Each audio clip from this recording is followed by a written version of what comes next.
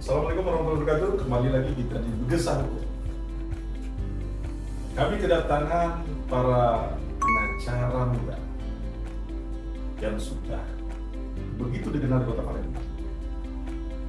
Ini di depan saya ini adalah Lilo Budiman. Di sebelahnya itu Abian, ya. Di sebelah kiri saya Excel. Ya, hari ini kita akan bincangkan, diskusikan itu hak imunitas. Karena saat ini lagi ramai diperbincangkan orang hukum di Indonesia. Kenapa? Karena yang dibahas di DPR RI. Apakah begitu pentingnya hak imunitas ini bagi para pengacara? Yaitu, yuk kita diskusikan. Saya mulai dulu dari Excel. Penting nggak saya itu hak imunitas itu bagi pengacara? Ya, sangat penting. Jadi hak imunitas itu kan sebenarnya sebagai perlindungan kita sebagai seorang advokat dalam menjalani profesinya itu sebagai profesi nobil, artinya profesi yang mulia. Nah, kita ini kan Pak sebagai advokat ini kan memang sehari-hari kan bersentuhan dengan hukum, dengan baik itu hukum pidana maupun hukum perdata. Nah, di dua hukum itu ada namanya penyelesaian perkara itu baik di pengadilan maupun di luar pengadilan. Nah, di situ kan memang kita ini sebagai advokat, kita kan ada suatu upaya pembelaan ya, yang kita lakukan terkait dengan kepentingan klien. Contoh misal, kalau kita di kepolisian itu kan ada namanya pendampingan ya. Nah, di situ kan kita memang perlu adanya hak-hak yang melindungi pengacara. Kalau kita ini kan kalau sekarang ini kan dalam aturan itu, kalau di Undang-Undang Advokat itu Undang-Undang Nomor 8 tahun 2023 itu memang dijelaskan bahwa advokat itu tidak bisa dituntut baik secara pidana maupun perdata selagi dia menjalankan profesinya dengan etikat baik. Tapi itu kan kalau diperinci dan ditafsirkan itu kan menimbulkan tafsir yang berbeda. Contoh misal, kalau kita pendampingan klien di kepolisian, itu kan misalnya kita contohnya, kita duduk itu posisinya di kanan atau di belakang itu nggak jelas, ya kan? Kemudian pada saat penyidik itu bertanya kepada klien kita, itu kita nggak ada hak sebenarnya untuk menjawab daripada pertanyaan penyidik. Artinya kita merasa dengan apa yang diberikan oleh undang-undang tentang hak imunitas itu belum cukup. Karena memang benar-benar kita ini hak kita ini sebagai seorang penegak hukum itu benar-benar terbatas. Masih sangat terbatas. Nah, Sehingga sekarang kan kita lihat di sekarang DPR RI Komisi 3 khususnya itu lagi membahas tentang rancangan kitab undang pidana. Dan salah satunya itu hak imunitas itu dimasukkan ya kan di pasal 140. Ada penambahan tentang juga hak imunitas pengacara. Nah, apa sih sebenarnya harapan dari teman-teman para pengacara ini dengan dimasukkannya selain di undang-undang advokat tadi di kitab hukum acara pidana ini? Apa sih sebenarnya harapannya kita ya sebagai orang hukum ya harus terang, harus jelas. Artinya tidak multitafsir seperti yang disampaikan oleh Axel tadi. Betul, tidak multitafsir dan jelas. Dari mana sebenarnya harus kita sadari, kita runut dulu sebagai advokat ini kan? Yang pasti dari paling bawah yaitu PKPA. Sebelum kita jadi advokat, itu kita harus diedukasi dan harus memahami apa itu pasal per pasal, apa itu hak imunitas di dalam undang-undang advokat itu sendiri, Pak. Jadi kita paham, internal kita, aturan kita secara regulasi kita pahami, dan juga kita sambung nih tentang dengan RUU KUHP ini yang terbaru kan, bahwa memang harus diatur lagi ketika apakah saat pendampingan di kepolisian itu, untuk sekarang kan kita masih pasif nih. Untuk advokat kan, apakah di undang-undang advokat ya? Iya. Di undang-undang advokat ya? Itu advokat kalau di kepolisian itu pendampingan di kepolisian itu sifatnya pasif. Iya. Apakah itu harus diatur lagi sehingga itu tidak multinafsir? Ya, makanya itu yang saya katakan tadi. Betul. Di rancangan kitab hukum acara pidana itu juga dimasukkan. Betul. Dimasukkan itu tentang hak imunitas advokat, ya kan? Nah, apa yang menurut teman-teman tadi yang saya katakan tadi, apa menurut teman-teman yang harus ditambahkan lagi selain hak imunitas? Karena kita sudah ada hak imunitas di apa kan? Di undang-undang advokat kan? Nah sekarang di kitab hukum acara itu apa yang kita inginkan lagi, kita sebagai advokat? Apa sih sebenarnya keinginan kita lagi? Apakah tidak cukup dengan itu? Dengan di undang-undang advokat? Betul. Kenapa harus masuk ke kitab hukum acara pidana? Nah, itu maksudnya. Iya. Jadi judul yang kita angkat hari ini sebenarnya sangat keren Pak, karena memang lagi panas-panasnya nih Ya, lagi. tentang hak imunitas. Malah kemarin beberapa organisasi advokat, salah satunya Ferrari kan, Betul. Ketua Umum Ferrari, Ya, itu juga ikut di dengar pendapat di Komisi 3 kan. memberikan masukan. Ya. Dan juga hadir tokoh-tokoh hukum yang sudah senior, yang lagi senior dalam hal umur lah. Jadi beliau memang banyak menyampaikan apa yang menjadi keinginan atau isi hati dari seluruh advokat yang ada di Indonesia. Alhamdulillah juga kan memang DPR RI itu juga banyak advokat, ya kan. Nah memang kalau nak ditanya penting nggak hak imunitas itu, sebenarnya sangat penting Pak. Karena kita di posisinya lemah. Posisi kita sebagai APH dibanding teman-teman yang lain, kepolisian, kejaksaan, kehakiman, itu kita tidak bisa pungkiri. Karena kita banyak kekurangan. Apa itu kekurangan kita? Salah satunya 2P Pak. Kita tidak punya 1P itu pistol, yang kedua kita tidak ada penjara. Jadi kita sebagai advokat ini benar-benar memang keilmuan yang kita pakai. Jadi kalau kita tidak dibatasi dengan undang-undang atau tidak dijamin hak imunitas kita, memang kriminalisasi itu sangat ya high risk-nya di situ gitu. Antara pembelaan dengan hal yang strategi kita tuh terkadang memang beda penafsiran dengan APH yang lain. Nah makanya kadang hak imunitas ini menjadi harus terang apa yang menjadi batasan kita, apa yang menjadi memang kebolehan kita, sehingga yang namanya apa sekarang ini yang lagi itu kayak obstruction of justice. Itu kan perintangan tuh apa sih maksudnya? Kalau dia dilakukan oleh lawyer, ya kan, selama itu dalam hak pembelaan, yang menurut kita sih sah-sah aja, asal memang ya bahasanya itu tidak ada kebohongan di situ. Nah, itikat baik yang disebutkan oleh Bapak Axel tadi di dalam pasal 16 Undang-Undang Advokat itu kan memang multi tafsir Pak. Itikat baik itu yang sama sih. Sedangkan kita ini kan melakukan pembelaan terhadap klien kita. Memang tujuannya untuk meringankan klien kita. Tapi kalau memang klien itu dirasa memang dia harus kita bela supaya dia benar, kenapa tidak? Nah, di sini memang harus benar-benar kesempatan kita. Nah, alhamdulillah kan sudah diwakilkan oleh yang senior-senior kita tadi dalam hal untuk dimasuk ke hak imunitas itu supaya juga di dalam pembelaan itu bisa maksimal. Kadang apa? Banyak hak imunitas itu, termasuk juga misalnya tentang mekanisme pra-peradilan di KUHP yang baru itu kan, batasannya cak mano. Karena memang kalau kita bicara RUU KUHP yang baru ini banyak, ya kan, kayak pra-peradilan. Pra-peradilan itu ya kelihatannya memang dibatasi. Contohnya terkait dengan proses penangkapan dan penahanan. Nah hanya itu saja, belum yang lain-lain. Harusnya kan dari dasar juga proses dia ditetapkan jadi pelapor juga mungkin bisa dilaporkan untuk tahapan pra-peradilan. Jadi memang kalau kita tarik ke judul kita awal tadi, kalau saya sebagai lawyer dan mungkin kita seluruhnya ada di sini sebagai lawyer, wajib kita ini dilindungi. Karena kalau kita tidak dilindungi di dalam undang-undang, siapa lagi yang nak membela kita? Itu. Jadi memang kalau kemarin yang kita lihat di dengan pendapat itu antara Komisi 3 ya dengan pemerintah untuk insentifnya itu bahwa itu masuk di pasal 140 ayat C dan salah ada penambahan kalimat.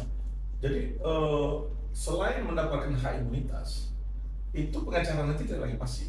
Dia dari mulai saksi itu sudah bisa melakukan pendampingan dan memberikan sanggahan itu, keberatan dengan penyidik ketika nanti pertanyaan penyidik tadi tidak sesuai. Artinya apa? Artinya posisi teman-teman advokat itu sudah bisa berdebat tentang keilmuan dia. Betul. Ya kan itu, tentang keilmuan dia. Nah, apakah ini sangat menguntungkan dan apakah ini yang sebenarnya ditunggu oleh teman-teman advokat sebenarnya? Ya, benar. Dalam proses penyidikan. Ya, jadi kami ini sebenarnya Pak Kasriu, kalau dalam pendampingan klien itu kan sebenarnya pengen lah ya meluruskan apa yang bengkok, ya kan, membenarkan apa yang salah. Karena gini loh, kita ada masalah ya, misal dengan penyidik itu kita saling sharing, kita saling memberikan ilmu kita kan, sehingga menemukan suatu kebenaran. Nah kita ini kan kalau sekarang nih Pak, kita nak ngomong kita dibatasi. ya kan? Kita nak bertanya, kita dibatasi. Paling kita tuh terakhir itu dikasih surat hasil penyidikan cuma baca baik, tulis-tulis baik. Itu yang memang kita ini kadang sebagai advokat itu kan merasa peran kami sebagai advokat itu kurang maksimal. Nah, itulah dengan adanya RUU yang kemarin dibahas di Komisi 3, kami harap kami ini sebagai pengacara ini diberikan hak yang memang benar-benar sesuai dengan profesi kami sebagai profesi mobil. Jadi kami di situ bisa berpendapat, kami di situ bisa sharing dengan penyidik sesuai dengan apa perkara yang sedang ditangani, sehingga di situ kan bisa membuat terang, Pak, ya kan, terkait dengan tindak pidana itu. Jadi apa yang memang salah kita terangkan lagi, apa yang memang bengkok kita lurus, sehingga memang menciptakan keadilan, ya kan, bagi masyarakat. Gitu. Itu proses untuk jalan. Betul. Oke, jadi apakah selama ini kan kita kan setelah menjalani sama-sama tahu lah bagaimana proses dari muslim, mulai penyidikan dan koreksi-koreksi ini sebenarnya itu bagi advokat sendiri kepada aparat penegak hukum yang lain. Apakah memang harus seperti itu harus kita lakukan? Izin Pak Ya. Menambahkan tadi pertanyaan Bapak yang sebelumnya dan juga melengkapi pertanyaan Bapak yang sekarang itu, ya ini salah satu yang kita harapkan perubahan undang-undang itu. Karena apa Pak? Kadang klien ini atau masyarakat ini belum bisa Pak, atau ketika di penyidikan atau di penyelidikan awalnya itu tidak semua orang mempunyai kemampuan untuk berbicara, tidak seluruh orang mempunyai kemampuan untuk menyampaikan apa yang sebenarnya, apa yang harusnya dia terangkan. Kadang mereka aja tidak ngerti apa pertanyaan polisi ini, bagaimana jawabnya, apa sih yang dimaui polisi ini, gimana sih supaya kasus ini terang, bagaimana mendelivernya, bagaimana menyampaikannya. Itulah tugas kita. Itulah tugas kita. Makanya saya katakan tadi kita ada hak suara untuk menjelaskan. Disitulah sebenarnya poin kita tadi. Ketika kita proses pelaporan aja, mulai dari proses pelaporan. Proses pelaporan, kita yang pengacara saja, Benar. yang pengacara saja kan. Kita harus berhadapan dulu yang namanya dengan itu konseling. Benar. Menurut kalian konseling itu Benar. seperti apa sih menurut kalian? Pandangan kalian para pengacara muda ya. Konseling yang dilakukan yang oleh piket Ya. baik di kepolisian itu. Apakah itu memang konseling dia ingin memberikan pendapat hukum, mengarahkan atau seperti apa? Kadang-kadang yang kita lihat kan kejadian ini kan beda. Iya kan? Nah, menurut kalian apa itu yang dengan kalian mendapatkan hak imunitas nanti? Iya, jadi kalau seperti yang sering kita galak buat laporan polisi, baik di Polsek, Polres, kalau konseling yang dilakukan oleh teman-teman kepolisian sih sebenarnya sudah cukup baik. Dalam artian memang beliau mensaring dulu, mengingat memang hukum pidana itu kan ada azasnya ultimum remedium, upaya terakhir, ya kan. Terkadang hal receh, ini sekarang yang penting LP dulu. Nah, teman-teman kepolisian itu memang ada baiknya juga sih konseling itu terkait dengan beberapa memang pilihan perkara. Tapi kalau misalnya terkait dengan suatu kejahatan, kalau terkait dengan kejahatan, kawan-kawan penyidik itu juga sebenarnya tidak mempersulit untuk konseling. Tapi memang yang agak tipis-tipis ke arah perdata, terkadang kita harus beda tafsiran yang harus menguatkan terkait laporan itu tuh, misalnya terkait dengan penipuan penggelapan yang terkadang bahasanya itu kadang ada masuk utang, tapi kita dituntut oleh klien harus buat laporan ini pidana. Nah, tapi memang ciri khas warga negara kita ini kalau tidak pidana tidak selesai masalah Pak. Nah, di situ juga kadang kita dalam hal terkait dengan tindakan konseling tadi ya mungkin juga polisi membatasi kan, tapi kita tidak bisa juga nak melarang karena di dalam perkap itu kan setiap laporan polisi itu kan harus diterima dulu. Harus diterima kan? Jadi memang agak ketimpangan. Artinya kita kan, makanya saya bilang tadi, dengan apakah dengan hak imunitas itu sampai sebegitunya nanti ketika kalian para pengacara ini mendapatkan surat kuasa, ya kan, dan kalian sudah diberikan itu pemahaman atau cerita tentang perkara yang dihadapi. Ketika berhadapan datang ke kantor polisi, baik polsek, polres, polda, ternyata kan ada konseling, ya kan, konseling, dan dinyatakan saat itu bahwa ini bukan perkara pidana tapi perdata. Bagaimana dengan kalian sebagai seorang pengacara yang sudah melakukan pembedahan, melakukan penelaahan terhadap sebuah perkara, ketika kalian datang itu ditolak? Saya kenapa tidak kalian saring dulu di kalian, di kita para pengacara sebelum datang? Ini kan yang pengacara nih, kadang-kadang kita lihat, ditolak lapor gitu, terus why gitu loh? Apakah kitanya memang kurang perform di situ atau seperti apa? Iya. Sedangkan di perkap itu jelas-jelas sekali kan setiap melapor ya terima dulu. Betul. Kalau kita nih Pak, kebetulan pertanyaan itu dilempar ke kami yang sering di kepolisian. Kami ini sering sebagai terlapor, Pak. Sering terlapor. Nah, tapi kalau untuk pelaporan memang pernah ada pengalaman juga. Oke. Pengalaman. Tapi setelah kita memberikan penjelasan yang ada data terkait dengan tindak pidana, memang kawan-kawan penyidik itu dia juga kan tidak seluruhnya bisa jadi LP, Pak. Ya kan? LP yang lama kadang dia masih terhambat untuk dinaikin. Apalagi dia nak masuk LP baru yang memang kebanyakan kita tidak bisa bohongin lah. Kita tahu bahwa itu lebih banyak ke perdatanya kadang. Karena apa? Adanya suatu perjanjian, adanya suatu pengikatan. Nah, tapi dikarenakan memang tidak ada itikat baik, nah disitulah kadang kita terjadinya perdebatan. Nah memang kadang kebetulan kami ini bahasanya itu banyaklah spesialis perdata. Nah kami memang lebih sering mencondong kepada klien itu untuk menggugat. Nah tapi advokat di kita ini kan agak kurang kalau yang namanya menggugat, prosesnya panjang, administratifnya juga harus rapi. Nah kebetulan kalau kami ini bagian yang memilih lebih senang ke perdata. Nah efek perdata itu memang 50-50, tapi terkadang belumlah sampai ke pembuktian ada yang sadar dia menyelesaikan persoalan itu. Nah tidak seluruh perkara hukum juga harus masuk ke kepolisian. Nah ini tinggal pilihan baik. Tapi yang jelas yang perdebatan kita itu bukan situnya. Iya. Artinya itu sudah pengalaman kita. Betul. Maksud saya itu ini yang sering terjadi. Bagian dari realitanya. Kan kita sudah punya hak imunitas tadi yang kita katakan di pasal di undang-undang advokat. Terus sekarang ditambah lagi nih kekuatan kita nih, ya kan, ada di kitab hukum acara pidana ini yang sedang dibahas. Ya. Nah, apakah dengan penambahan modal baju siro atau lapisan baju kita ini akan lebih meyakinkan kita untuk meyakinkan APH yang lain bahwa saya ini penegak hukum juga loh, ya kan? Dan saya juga diberikan amanah oleh undang-undang, sama seperti kalian. Artinya ketika kita berbicara tentang hal seperti itu, saya katakan, artinya kebenaran itu bukan hanya milik kalian loh. Kami juga punya juga, sama kita. Nah, maksud saya itu diperlukan tidak oleh kita, atau cukup dengan sebenarnya dengan undang-undang advokat aja. Ngapain harus kita tambah lagi di kitab hukum acara pidana? Sangat diperlukan. Iya. Jadi memang RUU itu kan sebenarnya memang harapan kita selama ini.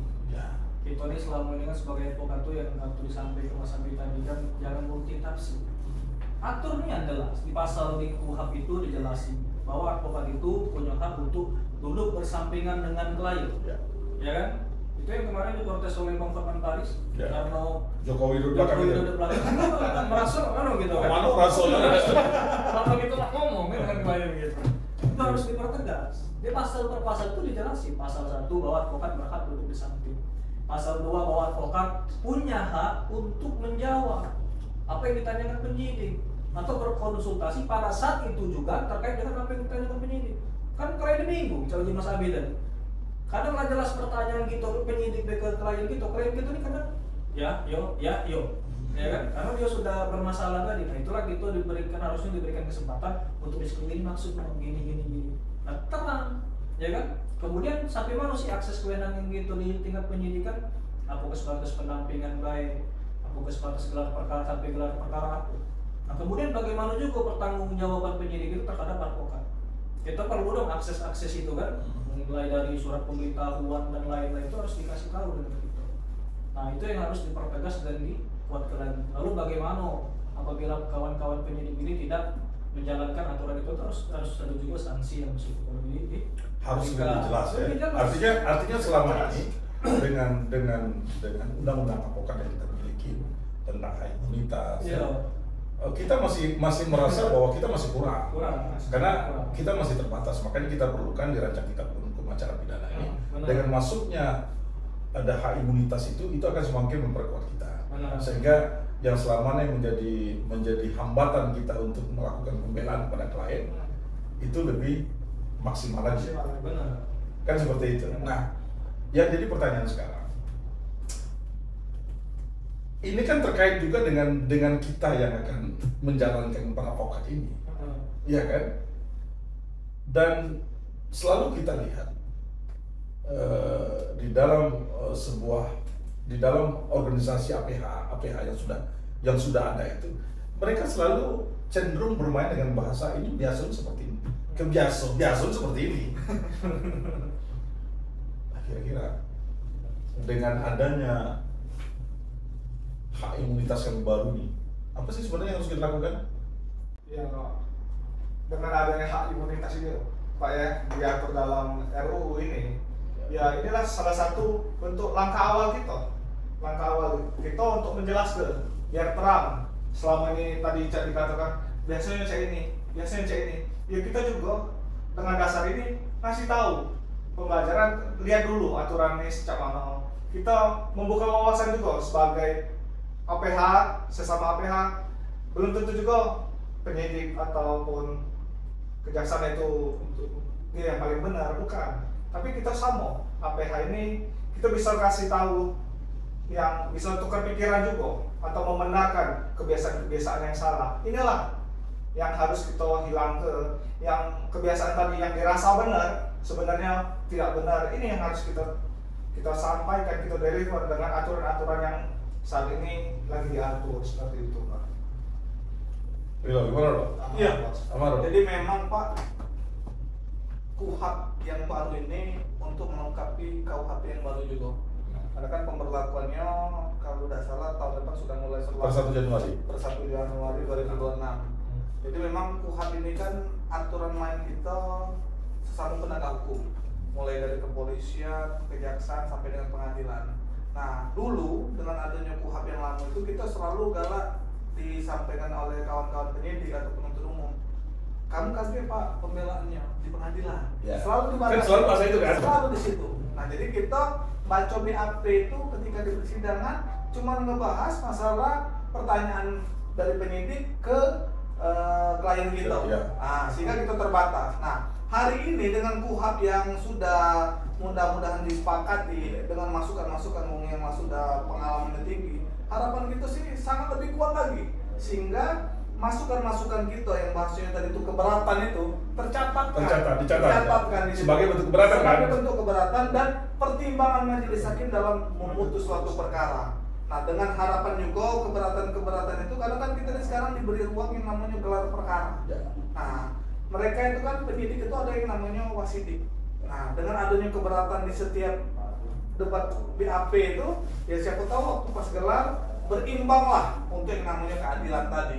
Karena memang tujuan kita tuh sebenarnya win-win solusi juga. Apalagi sekarang kan bukan cuma KUHP yang sudah menjadi penguat kita, ada lagi yang namanya restoratif justice. Nah, restoratif justice ini kan bisa menjadi tambahan juga ketika keberatan si klien terlapor ini loh. Nah, dengan adanya keberatan ini menjadi pertimbangan. Nah, ketika kakek waktu pas digelar perkara, tidak perlu nunggu harus di pengadilan ya. Ketika masuk di gelar perkara, polisi lebih netral dalam menentukan sikap. Ya kan tidak seluruhnya setiap terlapor itu harus menjadi tersangka. Kan belum tentu. Karena ada hak yang namanya SP3. Ada juga mungkin kakek penghentian perkara, belum sampai ke tahap penyidikan. Nah, jadi dengan keberatan-keberatan ini menambah wawasan baru bagi penyidik yang selama ini kita pasif, tidak terlalu banyak bicara. Kalaupun kita koordinasinya harus di luar, hari ini tidak. Itu resmi, tertulis yang keilmuan gitu. Nah, jadi penegakan hukum terhadap yang namanya keadilan tuh semakin yakin gitu Pak. Artinya keilmuan kita sebagai lawyer tuh di sini fungsinya. Jadi tidak nunggu pas gelar perkara baru kita keluar ke undang-undang kita. Iya kan? Pas dari awal proses kita dari awal sudah kita ada sudah bisa menyampaikan. sudah bisa menyampaikan. Bahkan kalau keberatan kita itu tidak tercatat, berarti konsekuensi bagi penyidik dong. Kita bisa melapor ke dia ke propam misalnya kan, atau ke bagian yang pengawasan serius. Jadi kita sebagai advokatnya hari ini yang baju jubah perang kita tadi itu tambah lemah. Nah tinggal dijingoan mana yang pengacara nian, mana yang setengah pengacara tadi. Nah di situ lah yang kita kelihatan ya. Oke. Ini obrolannya menarik nih. Oke. Obrolannya sangat menarik, tapi waktu memisahkan kita sekarang ya. Berbincang, berdiskusi, bergesah dengan teman-teman pengacara itu memang selalu mengasihkan, apalagi pengacara muda-muda ini. Energinya tuh energi yang sangat positif. Kita berharap lain kali kita akan bergesah hukum lagi di tema yang lain. Hari ini kita akhirin. Saya Jasrin, saya Ari Bukhariman SHMH, Saya Muhammad Adian Zafran SHMH. Saya Muhammad Nasir SHMH. Assalamualaikum warahmatullahi wabarakatuh. Warahmatullahi wabarakatuh.